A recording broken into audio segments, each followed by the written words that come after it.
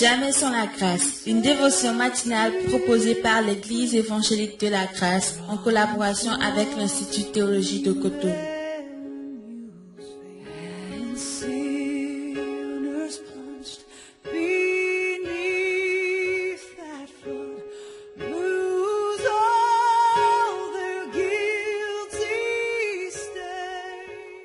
Bonjour chers amis, chers internautes, nouvelle journée, nouvelle provision, bienvenue dans cette nouvelle dévotion. Nous, au passage, nous rappelons encore une fois à nos chers amis, nos internautes, que pour nos étudiants de l'Institut théologique de Cotonou, ce soir, ce serait la rentrée pour les étudiants à distance. Donc, si vous êtes intéressé par ces cours théologiques et que vous voulez suivre par WhatsApp, alors vous pouvez juste nous contacter. Et ce semestre, nous avons un programme merveilleux en termes de cours. Nous aurons juste pour donner un truc, nous aurons des cours comme l'histoire de l'Église africaine. Peut-être ça vous intéresse de savoir comment l'Église est née, non seulement à la Pentecôte, mais en Afrique, comment l'Église a commencé et pourquoi et comment, avec qui, quels sont les acteurs, comment l'Église s'est développée en Afrique, l'état de l'Église de nos jours. Donc ce cours va vraiment répondre à ce besoin et nous avons entre autres d'autres cours aussi sur l'éducation des enfants,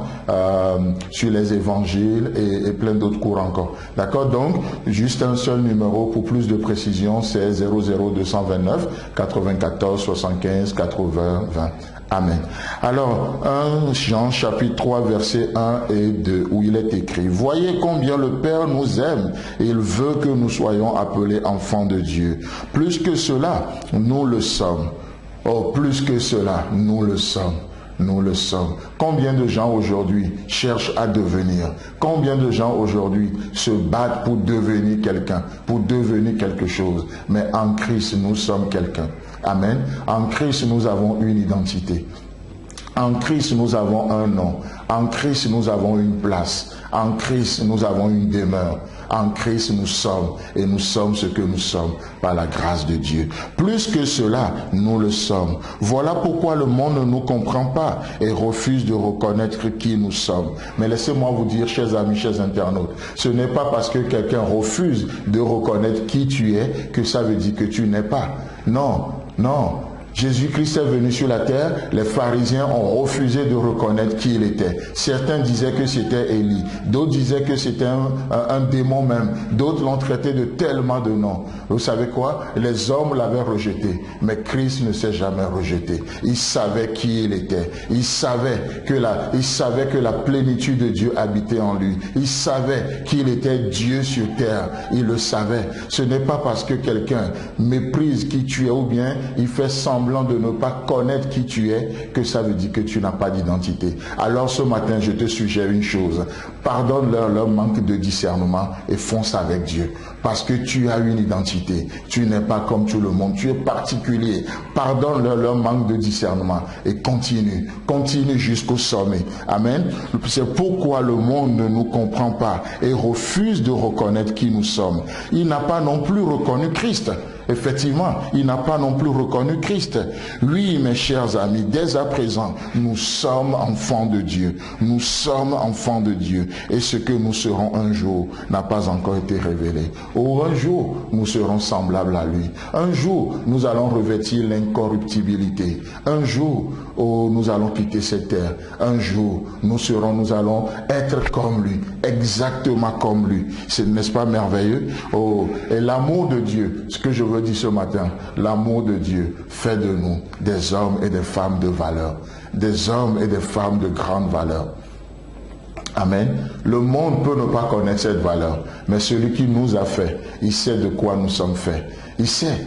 Et vous savez quoi? Oh, pas parce que nous avons de la valeur en nous-mêmes, mais juste parce que nous sommes l'objet de son amour. Son amour nous a donné de la valeur. Son amour fait de nous des hommes et des femmes de valeur. Amen. N'est-ce pas ce que nous voyons dans Psaume 105 à partir du verset 10? Dieu parle d'Israël et il dit ceci. Il a érigé pour Jacob en loi, pour Israël en alliance éternelle, disant: Je te donnerai le pays de Canaan comme héritage qui vous est échu. Il était alors peu nombreux, très peu nombreux et étrangers dans le monde. Ils allaient d'une nation à d'autres et d'un royaume vers un autre peuple, mais il ne permit à personne de les opprimer. Il châtia des rois à cause d'eux. Ne touchez pas à mes oints et ne faites pas de mal à mes prophètes.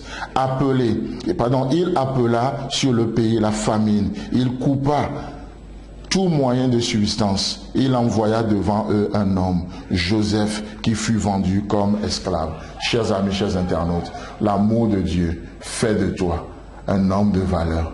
Et il fait de toi une femme de valeur. Pense à ça. Amen.